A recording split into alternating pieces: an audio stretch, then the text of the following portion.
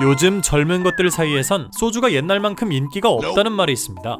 소주랑 영 서먹서먹한 건 짠미 역시 마찬가지인데요. 그래도 소주는 여전히 한국을 대표하는 국민술이죠. 2021년 기준 소주 반출량은 82만 5,848kl, 360ml 기준 22.9억 병, 성인 1인당 연평균 약 52.9병을 마신 셈인데 도대체 소주는 언제부터 한국인을 대표하는 술이 된 걸까요? 오늘의 교양만두는 소주입니다.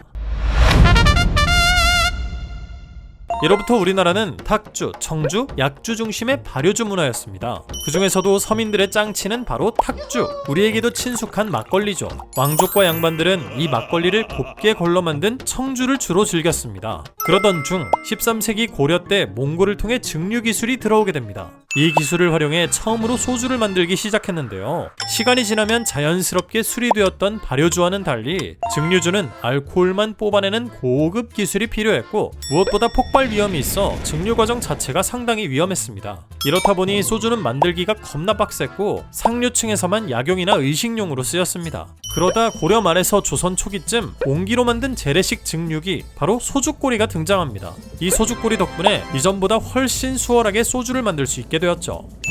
소주 좀 만들만 하네 하기가 무섭게 성종 때부터는 연회에 빠지지 않는 귀족 인기템이 됩니다. 이런 유행에도 불구하고 가뭄으로 농사가 어려워지고 곡식 낭비가 너무 심하다 보니 결국 성종은 금주령을 선포했습니다. 하지만 역시 금지하면 더 하고 싶은 법, 다 숨어서 몰래 먹느라 잘 지켜지지도 않았을 뿐더러 사실 성종 본인조차도 굉장한 소주 러버였는데요. 궁궐을 청소하던 노비가 내의원의 소주를 훔쳐 마신 게 들켜 사형 선고를 받았지만 성종은 소주는 못 참지 하며 직접 가명 처분을 내려 목숨을 건졌다고 하죠. 조선에는 집집마다 술을 빚는 가양주 문화가 있었습니다. 안동소주, 제주 고소리술 등 지역마다 로컬 특색 가득한 수제술들이 존재했는데요. 하지만 일제강점기에 일본이 자기네 술을 팔기 위해 가양주 문화를 금지시키고 대량 생산 가능한 희석식 소주를 판매하기 시작합니다. 또한 양곡관리법 시행으로 쌀과 잡곡을 술에 사용하는 것이 금지되면서 전통 증류식 소주는 거의 사라지게 되죠.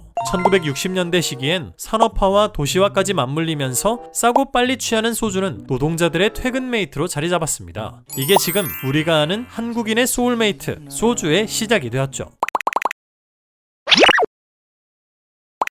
소주하면 뭐가 떠오르시나요? 대부분 초록병부터 떠오를 텐데요. 사실 처음부터 소주가 초록병이었던 건 아닙니다. 1990년대 초만 해도 소주는 투명한 병이 기본이었죠. 그러다 1994년 두산주류가 그린 소주를 내놓으며 수도권에서 처음으로 초록색 병을 들고 나옵니다. 이게 완전 초대박이 났죠.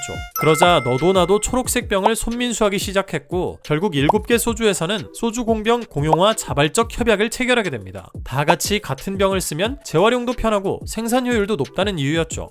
그러다 이 평화가 깨지는 사건이 발생합니다. 2019년 하이트 진로가 진로이즈백을 복고풍 디자인으로 출시를 한 건데 이게 또 잘 팔리네? 삔또가 상해버린 다른 소주 기업들은 병 회수를 거부하며 업계 갈등으로까지 번지게 됩니다. 하지만 이 협약이 법적 강제는 아니다 보니 정부도 자율규제니까 스스로 알잘딱깔센 해라 정도로 정리되죠. 여러 환경단체와 위원회에서도 논의가 계속되고 있지만 아직까지는 구체적인 법안이나 제도적 기준은 미흡한 것 같네요. 소주가 변한 건 병뿐만이 아니죠. 바로 소주의 도수. 강한 자들만 살아남을 수 있던 70에서 80년대 시절 소주는 25도였습니다. 그리고 그 시절 진로 소주는 전국구 1위로 거의 독보적이었죠.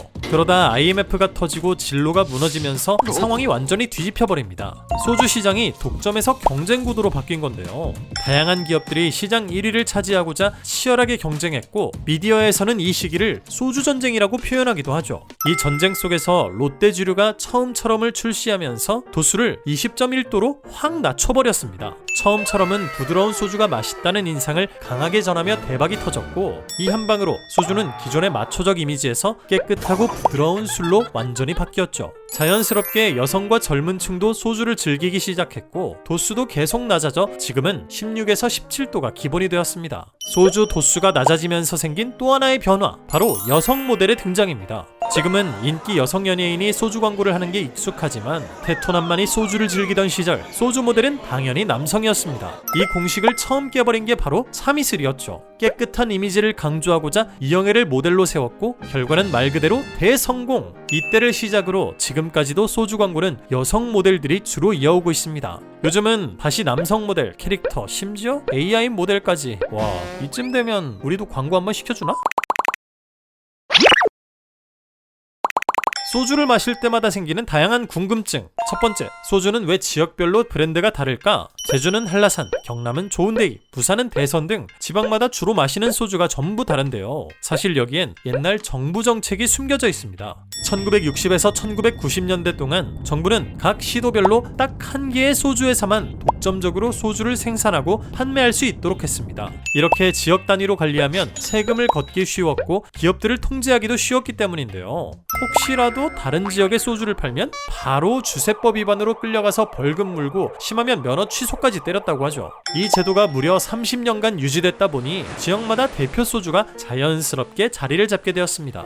두 번째, 소주가 왜 달다고 하지? 만두가 소주를 마시면서 달다 하면 짠미는 이 알코올 램프가 뭐가 달다는 거야? 하는 생각이 드는데요. 하지만 실제로 소주에선 단맛이 납니다. 알코올 도수가 25도에서 17도로 낮아지면서 맛이 밍밍해졌고, 이를 보완하기 위해 스테비아 같은 소량의 감미료를 넣기 시작했습니다. 또 어떤 날은 소주가 유독 더 달게 느껴지기도 하는데요. 피곤하면 단맛 수용체가 예민해지고 스트레스를 받으면 쓴맛이 둔감해집니다. 또한 알코올은 쓴맛과 매운맛 감각을 둔하게 만드는 효과가 있다고 하죠.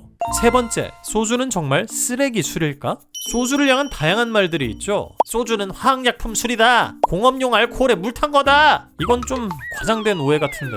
소주는 곡물이나 전분 같은 식용 원료를 발효하고 정제해 만든 식용 알코올입니다. 다만 전통 증류주와는 달리 희석식 소주는 무향 알코올이다 보니 향이나 풍미가 부족하죠.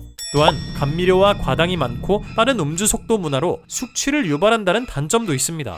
하지만 이렇게 구박받는 소주가 요즘 해외에서는 완전 잘 나간다는 사실. 특히 해외에서 난리가 난 건 바로 이 플레이버 소주. 복숭아, 청포도, 유자 같은 상큼한 맛으로 미국, 유럽, 동남아까지 큰 인기를 끌고 있다고 하죠. 그리고 한국인도 몰랐던 사실 하나, 미국 캘리포니아에는 소주의 날이 있다는 것. 아니, 니들이 왜? 미국에서의 소주 인기가 높아지며 한국 문화를 존중하고 교류를 지원하기 위해 올해부터 매년 9월 20일을 공식적인 소주의 날로 제정했다고 합니다. 이 정도면 우리나라도 하나 만들어야 하는 거 아닌가요?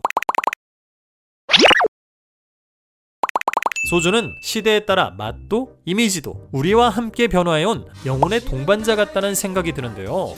사실 소주가 달게 느껴지는 이유는 나이를 먹을수록 소주보다 인생이 더 쓰기 때문이 아닐까요? 그런 의미로 오늘만큼은 한번 병나발을. 지금까지 교양만두였습니다.